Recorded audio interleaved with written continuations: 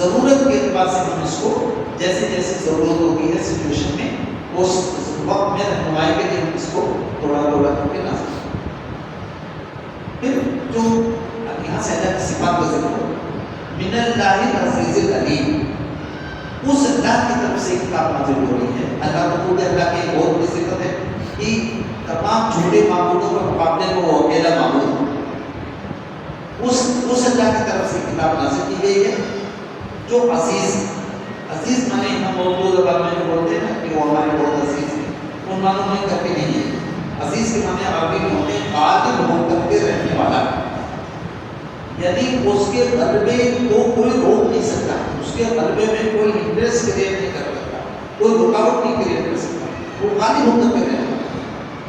لیکن وہ علیم بھی ہے، مطلب علم رکھنے والا ہے۔ غالب ہونے میں طاقت کا مفہوم شامل ہے، اور علم کے بغیر اگر طاقت ہو جائے تو سمجھ لو کہ خطرے سے خالی نہیں۔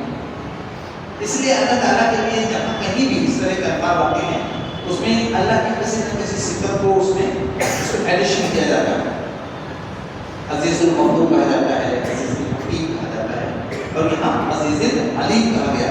وہ غالب ہو کر کے رہنے والا ہے لیکن وہ علم والا ہے، وہ عددوں کو کوئی کام نہیں کرتا، اس کے سارے کام جو ہے وہ ریزننگ بیسڈ ہوتے ہیں، اس کے سارے کام ترک میں ہوتے ہیں، اس کے پیچھے دلیل اور حکمت ہوتی ہے۔ تو اللہ کی دو صفات بیان کی، عزیز اور علیم۔ پھر فرمایا غافر الذنب، وہ گناہوں کو چھپا لینے والا ہے، گناہوں کو چھپا لینے والا ہے یا مغفرت کرنے والا ہے، معاف کر دینے والا ہے۔ شاید میں نے اس طرح کیا ہو کہ اپنے اندر چھپا لینا، جیسے کوئی چیز ہے آپ اس کو نہیں چاہتے کہ لوگوں کی نگاہ میں آئے تو آپ نے اس کو ڈھانپ لیا، تو وہ آپ نے اس کو چھپا دیا۔ ایک بہت بڑے ایک روحانی اور انقلابی یعنی مصر میں گزرے تھی 10 سال پہلے، ان کو دنیا حسنت بننا شہید کے نام سے 40 سے 45 سال کے مہینے میں ان کو شہید کر دیا تھا، اور مسلمانوں نے ان کو مارا۔ ان لوگوں کا مطالبہ یہ تھا کہ مصر جو ہے وہ موسیٰ علیہ السلام کی سرزمین ہے، اس سے پہلے یوسف علیہ السلام کی سرزمین ہے، یہ نبیوں کی سرزمین ہے، یہاں نبیوں والا نظام جاری ہو سکے۔ لیکن ان کے مقابلے میں جو اس وقت کا بادشاہ تھا جمال عبد الناصر، وہ انتہائی لعنت زدہ آدمی رہا۔ اس نے باقاعدہ ایک نعرہ دیا مصر کے لوگوں کو، نہ ہم ابنائے فرعون، ہم فرعونوں کے اولاد ہیں۔ یہ لوگ موسیٰ کے نظام کی بات کر رہے ہیں، ہم فرعونوں کے اولاد ہیں، ہم ان کو اسی طرح کچل کے رکھتے ہیں جس طرح فرعون نے کچل کے رکھا ہے۔ جب مسلمان بھی جب بگڑتا ہے تو نام سے کچھ نہیں رہ جاتا ہے، وہ بگڑتا ہے تو پھر بگڑنے کے سارے لوگوں کو بلاتے ہیں۔ اس نے کہا نہیں، ایک واقعہ اپنا لکھا ہے ذاتی کہ میں اپنے استاذ کے سامنے بیٹھا تھا اور میں نے اپنے استاذ سے یہ جو کفر ہے پھر وہ غافر الذنب، گناہوں کو معاف کر دینے والا، گناہوں کو چھپا لینے والا، کیسے چھپاتا ہے اللہ تعالیٰ؟ کہتے ہیں کہ میں نے اپنے استاد سے پوچھا کہ حضرت کیا آخرت میں جب اللہ تعالیٰ ہمیں معاف کر دے گا تو کیا ہمارے نام اعمال جو ہوگا، نام اعمال میں تو سب کچھ ہے، لا یغادر صغیرۃ ولا کبیرۃ الا احصاها، اس میں نہ تو چھوٹے گناہ چھوٹے ہیں نہ تو بڑے گناہ چھوٹے ہیں، ساری چیزیں اس میں نقل ہیں۔ تو کیا جب اللہ تعالیٰ ہمیں معاف کر دے گا تو ہمارے نام اعمال سے ہمارے گناہوں کو محو کر دے گا، ان کو ہٹا دے گا۔ اگر اللہ تعالیٰ ہٹا دے گا تو گویا ہمارا نام اعمال ابھی کمپلیٹ ہو گیا، اس میں سب کچھ موجود نہیں رہے گا۔ تو کہتے ہیں کہ میرے استاد نے جو مجھے جواب دیا تو میں ان کے سامنے بیٹھ کے گھنٹوں ہوتا، انہوں نے کہا نہیں میرے بیٹے، اللہ تعالیٰ ہمارے نام اعمال سے ہمارے گناہوں کو ہٹائے گا نہیں، ختم نہیں کرے گا، بس چھپا لے گا۔ جب خلق دیکھیں گے ہمارے نام اعمال کو تو خلق کو کچھ ہمارے گناہ نہیں نظر آئے گا، اس میں سمجھ جائے کہ اچھا نہیں نظر آئے گا۔ جہاں اللہ تعالیٰ چھپائے رہے گا ہمارے گناہوں کو، اللہ کو معلوم ہوگا کہ میرے بندے کا کون سا گناہ ہے۔ وہ کہتے ہیں کہ جب انہوں نے اس کی وضاحت کو تشریح کی تو میں انہیں اور دیر تو یہاں اللہ تعالیٰ کی ایک صفت کو عزیز ہے، غالب ہو کر کے رہنے والا، اور دوسری علیم ہے، علم والا، اس کا کوئی کام کیس پہ نہیں ہوگا، اسٹیمیشن پہ نہیں ہوگا۔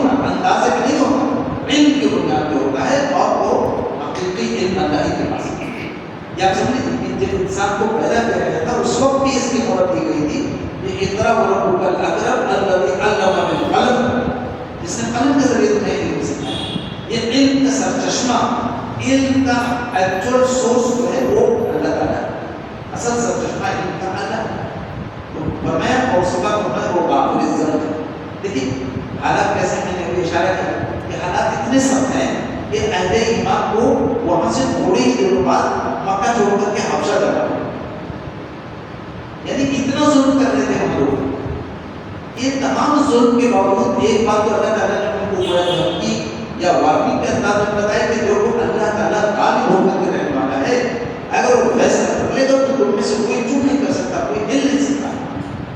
کہ جو میرے نبی پر، میرے رسول پر، میرے نبی کے ماننے والوں پر جو تم ظلم و ستم کر رہے ہو، اللہ اگر چاہے تو سب کو دبوچ دے. وہ غالب اور غالب ہو کر کے رہنے والا ہے.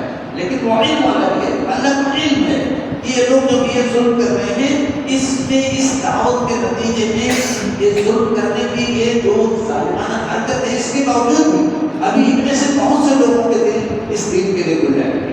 اسی لیے اللہ تعالیٰ کو عذاب بھی کہہ رہا ہے.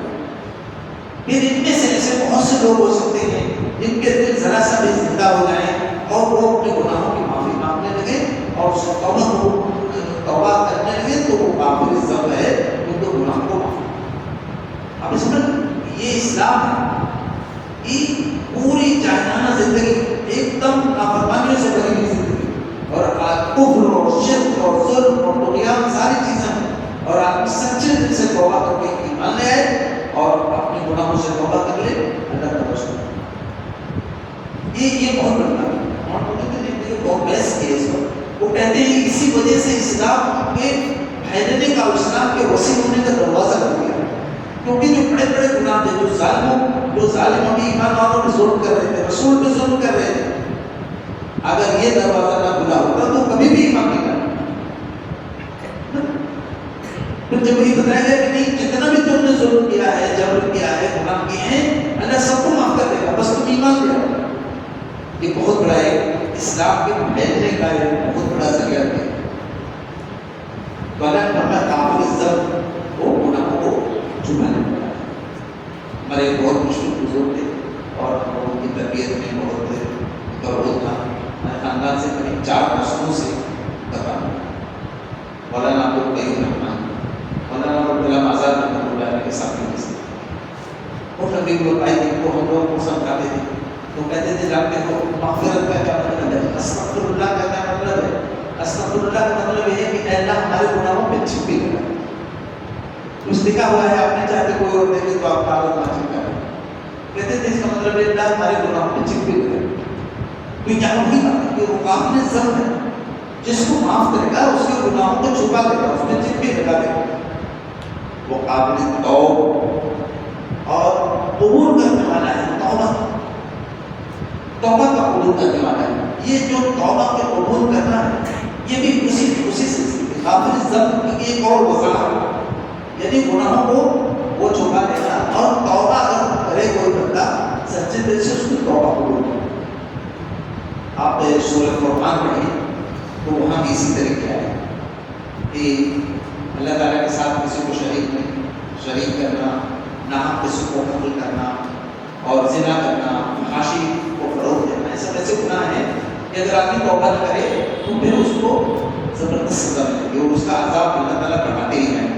الا من تاب وآمن وعمل صالحا، سوائے اس میں جو توبہ کر لے، ایمان لے آئے اور نیک کرے.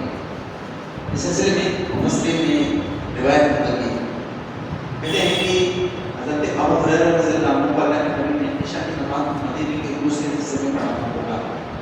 تو وہاں نماز پڑھ کے وہ آتے تھے اور پھر اللہ کے نبی کے پاس بھی پڑھتے. تو وہاں سے پڑھ کے جب آ رہے تھے وہ پڑھا کرتے تو ایک عورت ملی اس کا ابو ہریرہ اسے زنا سرزد ہو گیا اور پھر بچہ تھا تو انہوں نے بچے کو مار دیا. وہ کیا میری مفرد ہوئی تو ابو ہریرہ نے کہا کہ نہ، یہ تو تم نے ویسے گناہ کبیرہ کیا، پھر اس کے بعد تم نے قتل ناحق بھی کر ڈالا. پھر اللہ کے نبی کے پاس جب وہ گئے اور وہاں اس کو عورت کو پہنچا گیا، جب انہوں نے کہا کہ تمہاری مغفرت نہیں ہو پائے تو عورت بہت غیرمعمولی نے خوبصورت، لیکن وہیں بیٹھ کے زمین پر اپنے بات مچھلنے لگی اور کہنے لگی، اوپر مارنے لگی کہ آپ کو اے اللہ آپ نے حسن آپ کے لیے پیدا کیا. چلیے معاہدہ کے اللہ کے نبی سے پوچھا، اے رسول اللہ ایسے ایسے واقعہ ہوا، میں نے اس کو بتایا کہ تیری مغفرت ہو رہی ہے. اللہ کے نبی نے پوچھا بول رہا تھا تو یہ آیت نہیں ہے الا من تاب وآمن وعمل صالحا توبہ کرے کہا لے ایسی چیزیں سے اور نہیں عمل کرنا. کہتے ہیں کہ دوسرے دن میں اس کو تلاش کرنے لگا، پہلے تو نظر نہیں آئی کہ بالکل نہیں. میں نے اس کا کہا ہے کہا میں نے اللہ کے نبی سے تیرا واقعہ بیان کیا تھا، انہوں نے فرمایا کہ تو سچے دل سے توبہ کرنے لگا تو اللہ تیرے معاف ہے تو اور نہیں جانتی میں ضرور فکر گئی تو ہو گئی. یہ وہ چیز ہے کہ وہ قابل توبہ قبول کرنا. اب دیکھیے کہ کیسے کیسے صفات بیان ہو، پھر کیا شدید انعام، سخت سزا دینے والا ہے، سخت تعاقب کرنے والا. یعنی تمہارے پیچھا کرنے پہ آ جائے تو تم بھاگ نہیں سکتے، اپنے آپ کو بچا نہیں سکتے. سزا دینے کا ہے تو ساری دنیا کی قوتیں تم کو بچانا ہے تو نہیں بچا سکتی. قرآن میں نظر کی جائے یوم یقوم الروح والملائکۃ صفا لا یتکلمون الا من اذن له الرحمن وقال سبب. وہ تو اتنا سخت دن ہوگا کہ روح اور ملائکہ سب سمجھتا کھڑے ہوں گے، کسی کا ارادہ نہیں ہوگا بولنے کا الا من اذن له الرحمن، سوائے اس کے جس کو الرحمن خود حکم دے دے، خود اجازت دے اور کوئی ٹھیک بات. اسے دونوں کو ملا کر یہ بات سمجھنا کہ اللہ اس کی اجازت بھی اسی کو دے گا، کسی بڑ بولے کو اجازت نہیں دے گا. جیسے ہمارے شعراء میں بہت سارے وہ بھی ہیں کہ ایسی جنت کو کیا کرے کوئی جس میں لاکھوں برس میں ہو جائے، یا ہمارا حساب دے رہے ہیں تو ہمارا اپنے تو کوئی کہانی ہوگا گواہی دینے والا. اس طرح کی شوقیاں نہیں. اللہ کے حکم کسی کو بولنے کا ارادہ نہیں ہوگا، نبی تک بول نہیں سکتے سوائے اس کے جس کو رحمان ہو جائے. منظر ندی اشکون تو اللہ کے اذنی کون ہے جو اس کے حضور اس کی اجازت کے بغیر شکایت کرنے لگے. تو یہاں کہا جا رہا ہے کہ وہ شدید قابل سخت سزا دینے والا ہے، بڑا سخت سزا، بہت کچھ عطا کرنے والا ہے.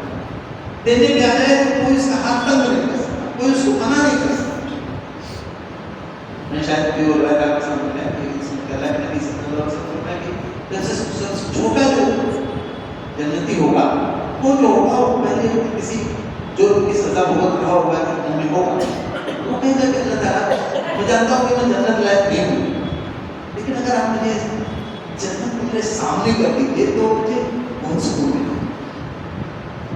اللہ تعالیٰ کہ دیکھ آدم کو بیٹے تیری عادت پوری کرنے جا رہی ہے، دیکھ پھر تم نہ پاؤں. وہ کہے گا کہ ٹھیک ہے اللہ کچھ نہیں. پھر 40 سال تک کوئی گزر جائے گا، پھر بولے کہ اللہ ٹھیک ہے میں جانتا ہوں کہ میں جنت لائق ہوں گی، لیکن اگر آپ مجھے جہنم سے نکالنے کا فیصلہ کریں تو کون ہے جو آپ کا بولے گا کہ نہیں اس کو جو زنداؤں کہا جا رہا ہے بہت کچھ عطا کرنے والا ہے. عطا کرنے پہ آ جائے تو کوئی اس کو منع نہیں کر سکتا. اللہ تعالیٰ خوش ہوں گے بھی کیوں بڑا بڑا خلاف ہے آدم کے بیٹے پچھلی بار کا کچھ نہیں مانگے گا پھر مانگے. اللہ تعالیٰ سے وہ کہے گا کہ اللہ نے آپ کچھ نہیں مانگا. پھر اللہ تعالیٰ اسے مقام یہاں آپ پہ جائیں گے، جہنم ہوگی، جنت ہوگی. جنت کو دیکھے گا تو رش کرے گا کاش میں اس لائق ہوگا تو میں بھی جنت میں جانا. جہنم کو دیکھے گا تو خوش ہوگا تو مجھے اس مصیبت سے جانا. پھر 40 سال اپنے بولے کہے اللہ اگر آج آپ نے فیصلہ کر دیں کہ مجھے جنت آپ دیں گے تو کوئی آپ کو روکنے والا کون ہے آج آپ کو منع کر کے اس وقت آپ نے کچھ دی. اللہ تعالیٰ فرشتوں سے اس کو اڑاؤ اور اس کو جانے جو گھما دو، کہیں کوئی جگہ دکھے تو اس کو وہاں چھوڑو. پوری جنت کے اوپر اس کو اڑائیں گے، گھمائیں گے، ہر جگہ جنت بھری ہوئی ہے سب ہے. اس کو اللہ کے وہ فرشتے جنت کے دروازے پہ چھوڑ دیں گے. بڑے درد کے ساتھ کہہ گئے جانے جتنی دور بیٹھا ہوں اتنی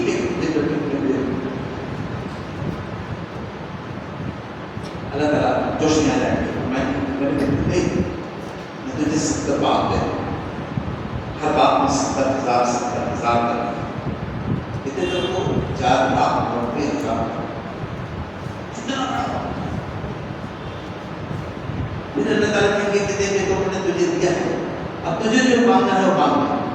تو یاد کرتا ہے بہت جلدی جلدی مانگے گا، لے بھی دے دے، لے بھی دے دے، لے بھی دے دے، پھر بہت لمبے لمبے انٹرول کے بعد مانگے گا، اللہ اچھا یہ بھی دے، اللہ یہ بھی دے، پھر تو خاموش ہے گا۔ اللہ تعالیٰ پوچھیں گے کیوں خاموش ہو گئے؟ اللہ تعالیٰ کچھ بھی نہیں کرے، سب مانگے گا۔ اللہ تعالیٰ آپ بھی اللہ تعالیٰ قدوت ہے، اللہ تعالیٰ انعام ہے، بخشنے والا ہے۔ اللہ تعالیٰ کہتے ہیں دیکھ میرے بندے یہ نہیں مانگا ہے، اس کو مانگ لے، یہ نہیں مانگا ہے، اس کو مانگ لے، یہ نہیں مانگا ہے، اس کو۔ پھر اللہ تعالیٰ یاد دلانے کے بعد اس کو کہیں گے پورا کہ جتنا بھی تم نے کیا تھا نا بیچ نہیں ہو، اس کا 10 گنا۔ تو یہ کیا ہے؟ ایک طرف شدید انعام ہے، بہت زبردست سزا دینے والا ہے، گرفت کرنے والا ہے، لیکن کسی کو جتنا کسی کو دینا چاہے کوئی روکنے والا ہے، جو کچھ بھی دینا چاہے جیسے۔ پھر فرمایا لا الہ الا اللہ، اس کے علاوہ کوئی عبادت کے لائق، وہ جو جس کے علاوہ کوئی عبادت کے لائق نہیں ہے وہ یہ ہے، وہ عزیز ہے، وہ علیم ہے، وہ قابل رزق ہے، وہ قابل طول ہے، وہ شدید انعام ہے، یہ اس کی صفات ہے، اس کے علاوہ کوئی عبادت نہیں۔ ایک طرح سے دیکھا جائے تو جس کی یہ اور یہ اور یہ صفات ہیں، کیا اس کے علاوہ بھی کوئی عبادت کے لائق ہو سکتا ہے؟ الیہ المصیر، سب کو اسی کی طرف پر۔ اب آگے جو بات دی جا رہی ہے کہ ما یجادل فی آیات اللہ الا الذین کفروا، اور اللہ کی آیتوں کے بارے میں، اللہ کی آیات کے بارے میں کون جھگڑا کرے گا، کون جھگڑا پیار کرے گا سوائے اس کے جس میں کفر ہوگی۔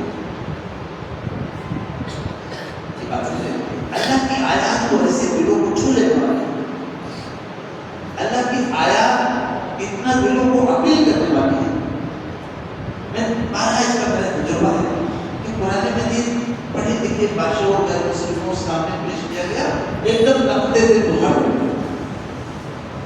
انہوں نے کہا کہ یہ انسان ہے۔ تو یہ جو لوگ اللہ کی آیات کے بارے میں جھگڑتے ہیں، یہ وہ لوگ ہیں جو کفر کرتے ہیں، یعنی جو کفر ایک چیز ہوتی ہے اللہ کی نشانیاں، اللہ کی نعمتوں پر ٹھکرانے نعمت کرنا، اور یہ ہوتا ہے کہ اللہ تعالیٰ کی نشانیوں سے معلوم ہو رہا ہو، واضح ہو رہا ہو کہ یہ اللہ کے نازل کرتا ہے، اللہ کے علاوہ کوئی نہیں کر سکتا ہے۔ جب قرآن کی آیت سے پوچھے تھے دریا میں کے ساتھ کشتیاں توڑنے لگی تو اس کو پکارنے لگے کہ اللہ سے پوچھو ہمارے کون بہتر ہے؟ تو گویا ہے کہ اس اللہ کے علاوہ کوئی عبادت کے لائق ہے، اور اللہ کی آیات سے جھگڑا کرنا، یہ بات سنیے۔ اب دیکھو کفار کے بارے میں کہی جا رہی بات، میں آپ کو بہت ہی سنگین بات بتا رہا ہوں۔ اب ایسے کتنے مسلمان پائے جاتے ہیں جو اللہ کی آیات سے جھگڑ رہے ہیں، ایسے کتنے نادان قسم کے لوگ جو مسلمان اپنے آپ کو کہتے ہیں اور وہ اللہ کی آیات کے بارے میں شک ہوتے ہیں، جو باقاعدہ اللہ کی آیات کا مذاق اڑاتے ہیں، جو اس بات کا مطالبہ کرتے ہیں کہ قرآن 1500 سال کا بہت پرانا ہو گیا ہے، اس میں امینڈمنٹ کی ضرورت ہے، اس میں اور کچھ اضافے کی ضرورت ہے، حالات بہت بدل چکے ہیں، یہ سب کیا ہے؟ یہ سب اللہ تعالیٰ کی آیات سے جھگڑنا۔ تو یہ جو لوگ اللہ کی آیات سے جھگڑتے ہیں، چاہے ان کے نام مسلمان ہو جائے، یہ بات سنیں کہ چاہے ان کے نام اردو اور عربی میں کم ہو، اگر وہ اللہ تعالیٰ کی آیات پر یقین نہیں رکھتے، اللہ کی آیات سے جھگڑا کرتے ہیں، اس کے مقابلے میں اپنی بات پہنچا رکھنے کی کوشش کرتے ہیں، اس میں یہ ان کا شمار کفار ہے۔ پھر اللہ تعالیٰ نے ایک بات، اگر آپ دیکھیے، آپ چاہے کفار کو دیکھ لیجیے، یہودوں کو دیکھ لیجیے، نصارہ کو دیکھ لیجیے، مشرکوں کو دیکھ لیجیے، دیکھا جائے تو سب بہت ترقی پر ہے، بہت طاقت میں ہے، نشے میں بالکل ڈھوم رہے ہیں۔ اور سنیے، میں پوری ذمہ داری کے ساتھ کہہ رہا ہوں کہ ایسے کتنے مسلمان بادشاہ ہیں جو اللہ تعالیٰ کے دین سے بغاوت کر کے چھوڑ رہے ہیں۔ ہم غلط ہوتے تو اللہ ہمیں دیتا، یہی وہ دلیل ہے جو سورہ یاسین کا کفار دیتے ہیں، یہ ان کو کھلائیں، ان کو اللہ چاہتا تو کھلا دے، ہم ان کو کیوں اپنے پیسے اور اپنے دولت کے اوپر خرچ کریں؟ اللہ چاہتا تو ان کو خود کھلا دیتا۔ یہود کہتے تھے کہ کیا اللہ فقیر ہو گیا جو سے خرچ کرنے کو کہتا ہے؟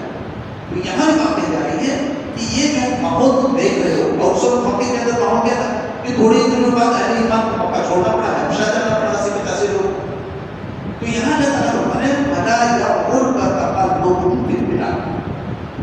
دیکھو جس اللہ کو تم ایمان لائے ہو یہ ہے، اس کی یہ صفات ہے، اس کی یہ صفات ہے، اس کے علاوہ کوئی عبادت کے لائق نہیں ہے، اس سے جھگڑا کرنے والے اس سے بازی نہیں لے جا سکتے. تو یہ جو کفار ہیں ان کی چلت پھرت جو ہے دنیا کے اندر بلاد میں غلط یعنی شہر دنیا کے شہروں میں دنیا کی آبادیوں میں ان کی چلت پھرت تمہیں دھوکے میں نہ ڈالے. تمہیں دھوکے میں نہ ڈالے کا کیا مطلب ہے؟ آدمی دھوکے میں پڑ سکتا ہے. آپ سوچ سکتے ہیں وہ کفار کو کہتے تھے، یہود و نصارہ کو کہتے تھے کہ بھئی یہ کہتے ہیں کہ اللہ ہم سے ناراض ہوگا، ہم کو سزا دے گا. ارے اللہ ہم سے خوش ہے تبھی تو دے رہے ہیں ہم کو ایسے. ہم یہاں بھی خوب مزے میں ہیں اور وہاں بھی بہت مزے میں رہیں گے. تو آخرت کچھ ہونی نہیں ہے، اور ہوگی تو یہاں بھی ٹھیک ہے وہاں بھی ٹھیک ہے. تو یہ جو دنیا میں ان کی چلت پھرت ہے، آج کا جو فرعون ہے، آج کا جو نمرود ہے، آج کے ابو جہل اور ابو لہب ہے، سب مقدمہ میں اللہ تعالیٰ کیا ہے فلا یغررک تقلبهم فی البلاد. دنیا کے ملکوں میں ان کی چلت پھرت تمہیں دھوکے میں نہ ڈالے. تو مت پڑھو کہ یہ صحیح ہے، تو مت پڑھو کہ ان سے اللہ خوش ہے. یہ اللہ تعالیٰ کو ٹھیک ہے. اب شاید آپ لوگوں کو شکار وغیرہ نہیں کیا ہوگا، شکار کو کرتے ہیں نا ندی میں، تو ڈوری میں لے کر کے اس میں سامنے وہ باندھ کر کے مچھلی یا کچھ چارہ وہ پھینک دیتے ہیں. تو مچھلی اندر پکڑتی ہے اس کو تو منہ میں لیتی ہے، تو دیکھتے ہیں کہ اس میں تھوڑا تناؤ پیدا ہوا ہے، کھینچ رہی ہے ڈوری، اس کو اور جلدی جلدی لے رہے ہیں تاکہ وہ خوب اپنا گھوم لے، اپنا نگل کر کے گھوم لے. پھر آپ کو آنا ہے اس کو ایسی حرکت ہے. جب انسان طاقت کرتا ہے، سرکشی کرتا ہے، تو اللہ تعالیٰ اس کو بھیج دیتے جاؤ نافرمانی کرو کر لو اتنا کر. اس کے بعد کو آنا ہے ایک مسئلے کے اوپر ہی لیتے ہیں آنا ہے پڑھ کے آنا تو کو آنا ہے پھر اللہ تعالیٰ دے دیتے ان کو. تو ان کو یہ جو دنیا میں چلت بھی رہتے ہیں ایسے مچھلی جو کود رہی ہے نا، جو پھنس چکی ہے لیکن وہ کود رہی ہے، اچھل رہی ہے پانی میں، کیا مطلب ہے؟ یہی ہے بھلا یا روڈ کا تقرب. شہروں میں چلت پھرت کفار کی طرف کسی دھوکے میں نہ ڈالے. یہ تو پکڑے جائیں گے، یہ پکڑے جاتے ہیں.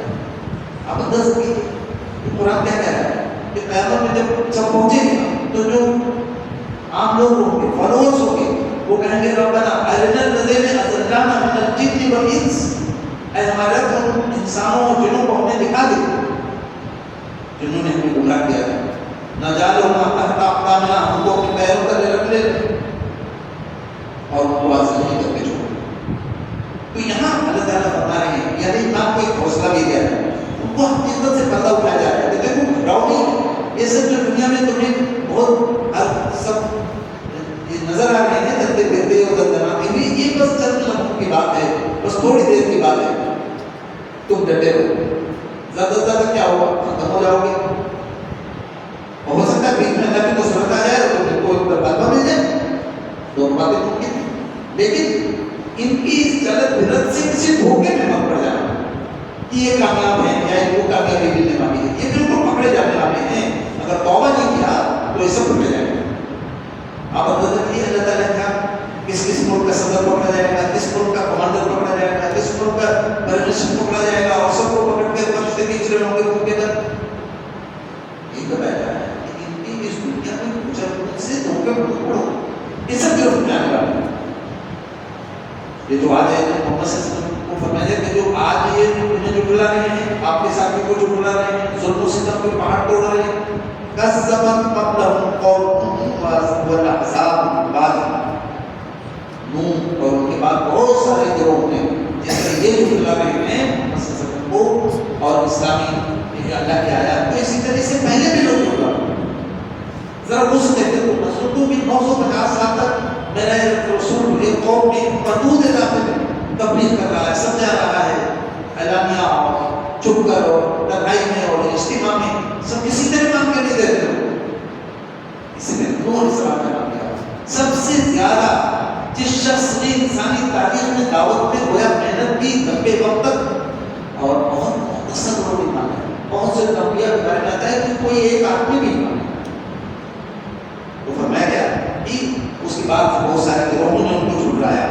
محمد کل امت برسولی لیاخذوہ وجادلوا بالباطل لیدحضوا بالحق فاخذتهم فکیف کان. ہر قوم نے رسول کے چمکی اسے گرفتار کر اسے پکڑ لیا اسے جکڑ گیا. ان سب نے اپنے باطل اختیاروں سے حق کو نیچا دکھانے کی کوشش کی. وجادلوا بالباطل لیدحضوا بالحق تاکہ حق کو نیچا دکھانا. آپ دیکھ لیجیے اس وقت پوری دنیا کا پوری دنیا کے عیسائی پوری دنیا کے یہودی پوری دنیا کے مشرق پوری دنیا کے بہو پوری دنیا کے کمیونزم کے لوگ سارے لوگ اس بات کی کوشش کرتے ہیں اپنے باتیں بنائے الگ الگ ہیں. ایک بات قرآن میں نہیں ہے وہ الگ سے کوئی بات کرنے کی ضرورت ہے. اللہ تعالیٰ نے قرآن میں فرمایا اللہ ولی الذین آمنوا اللہ ایمان والوں کا دوست ہے. یخرجوہم من الظلمات الی النور جو ظلمات سے نور کی طرف لے جاتا ہے. اللہ قرآن میں یہ جو حق اور باطل کی مثال دی گئی ہے تو ظلمات یعنی ظلمت جو ہے وہ پلورل میں آئی جمع میں اور نور کو اللہ تعالیٰ نے سنگولر واحد میں استعمال کیا. کیوں؟ اس لیے کہ جو ظلمت ہے جو تاریکی ہے جو ناحق ہے وہ بھیس بدل بدل کے الگ الگ طریقوں سے آئے گا. کبھی فرعون کی شکل میں نمرود کی شکل میں کبھی قوم عاد اور قوم سمود کی شکل میں شعیب علیہ السلام کی قوم کی شکل میں. یعنی جو ظلمت ہے تاریکی ہے جو نافرمانی ہے وہ بہت بھید بدل بدل کے آئے گی. کبھی کمیونزم کی شکل میں کبھی اشتراکیت اور جو ہے امپریلزم کی شکل میں جی اس طرح سے کبھی نیشنلزم کی شکل میں. تو یہ ظلمت طرح طرح کے لبادے پہن کے آئیں گے اور نور ہم کی گرے.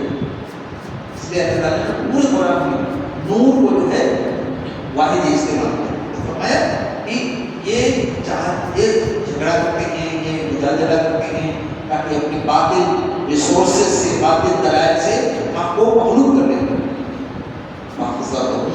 تو دیکھو مخلوق کو پکڑ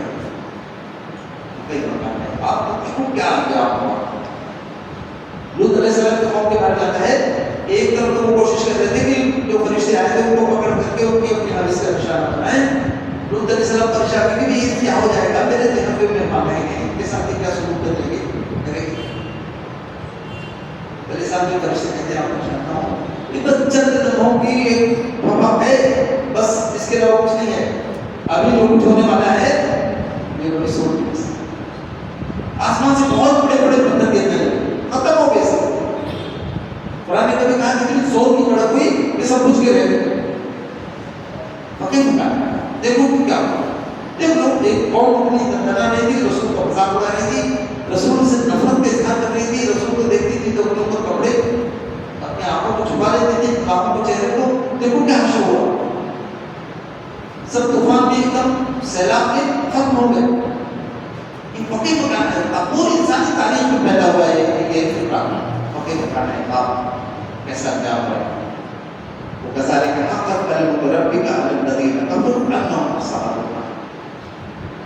اور اس طرح سے تیرے رب کی بات ثابت ہو کے رہی واقع ہو کے رہی حق ہو کے رہی ان لوگوں کے اوپر جن لوگوں کو کفر ہو. یہ بات سمجھ لیجیے میں آپ سے کر رہا ہوں کہ مجھے اشارہ کیا کہ مسلمان نام رکھنے والے لوگ بھی بہت سے لوگ ایسے ہیں جو کافر ہیں. ایک آدمی مسلمان ہے ابھی میں آگے پڑھ رہا تھا پوری انالیسس کچھ غیر مسلم اسکالرز کا تو ایک غیر مسلم کہتے ہیں کہ ہم نے ایک آدمی کو بورڈر بنا دیا بہت قابل آدمی ہے اور کہہ رہا ہے کہ اسلامیات کا بہت بڑا اسکالر ہے. ابھی بہت کام ضروری نہیں آتے جو نام لیتے ہیں اللہ کا اور خود کے سامنے سجدہ کرتے ہیں یہ کیا ہے ایمان میں بڑھے. تو یہاں فرمایا جائے کہ کذالک حقت کلمۃ ربک علی الذین کفروا جن لوگوں نے کفر کیا ان کو اوپر تمہارے رب کی بات سچ ہو کے رہے گی. بالکل اسی انجام کو پہنچیں گے جس کے جو آدمی غیر مسلم نام رکھ کر کے بتوں کے سامنے سجدہ کر کے جس انجام کو پہنچے گا یہ لوگ بھی اسی انجام کو پہنچیں گے. جو کہہ رہے ہیں پولیس شہر کو بھی آج بتایا ہمارا بچپنا تھا بامبے میں کانگریس کی وزارت کی مرکز میں ایک عورت اس کا شوہر منسٹر تھا کیبنٹ میں. وہ کہہ رہی تھی کہ کیا ضروری ہے کہ آج سے 1500 سال پہلے کسی ان پڑھ اور ناخواندہ آدمی کو کوئی چیز نازل ہو گئی تھی تو آج کے اس ترقی یافتہ دور میں ہمیں اس پر عمل کرنے کے لیے مجبور ہے. دیکھو لوگ، میں جو بات کہہ رہا ہوں وہ بہت نازک بات ہے اور میں پوری شخصیت سے کہتا ہوں. بہت سارے ایسے لوگ ہیں جو نام سے مسلمان سمجھے جاتے ہیں، عملاً ایک دم کھل کر کے وہ کوئی حجاب نہیں کرتے، محمد صلی اللہ علیہ وسلم کا مذاق اڑاتے ہیں، قرآن کا مذاق اڑاتے ہیں، آؤٹ ڈیٹڈ بک ہے یہ کہاں سے جو ہے جس زمانے میں اپلیکیبل ہے یہ ساری باتیں جو لوگ میں رہتے ہیں نا وہ بھی بیٹھا. تو یہاں اللہ نے فرمایا کہ دیکھو ایک بات تو ہے کہ دیکھو لوگ یہ کر رہے ہیں کہ آپ کو مخلوق کرنا چاہتے ہیں، وہ لوگ ان کو ہم کیسا کرتے ہیں اس کے لیے دل میں آج جو لوگ کوشش کر رہے ہیں ان پر بھی ہماری یہ بات سچ ہو کر کے رہنے والی ہے. جو بات ہم کہہ رہے ہیں کہ ایسے لوگوں کو ہم پکڑیں گے، آج کے لوگوں میں بھی یہ بات سچ ہو کے رہے گی. انہم اصحاب النار، یہ لوگ ہیں جو آگ والے ہیں، یہ لوگ ہیں جو جنت کے. یہاں تک میں نے یہ آیت کی ہے. انشاءاللہ وہ جو میں نے اشارہ کیا ہے اس کو میں پڑھا بھی ہے اس کو کہ جس میں اللہ تعالیٰ کے نیک بندوں کے لیے فرشتے اللہ تعالیٰ سے کچھ کہہ رہے ہیں، اس کا تذکرہ انشاءاللہ آپ کی کوشش میں ہوگا. آپ نے یہ جو آیات ہیں اس سے آپ کو مدد کی اللہ تعالیٰ کس طرح کا ایمان ان سے چاہتے ہیں. سخت سے سخت حالات میں ایمان والے ایمان پہ ٹکنا ان کے لیے محال ہو رہا ہے، اس کے باوجود اللہ تعالیٰ فرما رہے ہیں جس رب کو تم ایمان لائے ہو اس کی یہ صفات ہیں، اس کا ایک معاملہ ہے، دین کا تقاضا ہے، تمہیں اپنے موقف سے تبدیل کرا کر ہٹنا نہیں ہے. اور یاد رکھو یہ سب کے سب مخالفین ہیں اور توبہ نہیں کریں گے تو سب کو اللہ پکڑے گا، چاہے ایسٹ ہو چاہے ویسٹ ہو چاہے نارتھ ہو چاہے ساؤتھ ہو، سب کے سب اللہ کے پکڑ میں آئیں گے. اور اللہ تعالیٰ کے یہاں عزت اور توقیر اللہ تعالیٰ کے یہاں استقبال ان لوگوں پر ہوگا جو آمن والے ایمان والے. تو اللہ تعالیٰ ہم لوگوں کو اپنے ایمان والے لوگوں کو شمار کرتا ہے. میں سوچ نہیں کرتا ہوں یہاں سے کوئی نکاروں اللہ یہاں بہت ہے اللہ کو پوچھتے ہیں اس سے محمد کرنے لگیں گے تو اللہ تعالیٰ نے چھوٹے پروردگار ہم نے کچھ کیا ہی نہیں گا. اب کیا کر کے آئے ہیں جو ہم کا تو بالکل ادا نہیں ہوا. آپ ہمارے اپنا استقبال کر رہے ہیں، ہمارے اتنا احساس ہو رہا ہے، ہمارا اتنا احترام ہو رہا ہے، آپ کا دل کتنا خوش ہوگا. بس یہ چیز سوچ کرتے ہیں ابھی واپس ہو جاتے ہیں. شاید یہی چیز ہوتی ہے جب آپ کا شہید ہوتا ہے پھر وہ سوچتا ہے کہ میرا انتظار کر رہا ہے، میرا رب دیکھنا اس کے چہرے کو مسکان کر اور میں اس کو خوشگوار میرے لیے آپ پوری دنیا میں جو ہے ایمان تھوڑا کشمکش آپ کی طرف سے جڑے رہے. اللہ تعالیٰ سب کو مدد کر رہا ہے. اللہ صلی علی محمد وعلی آل محمد کما صلیت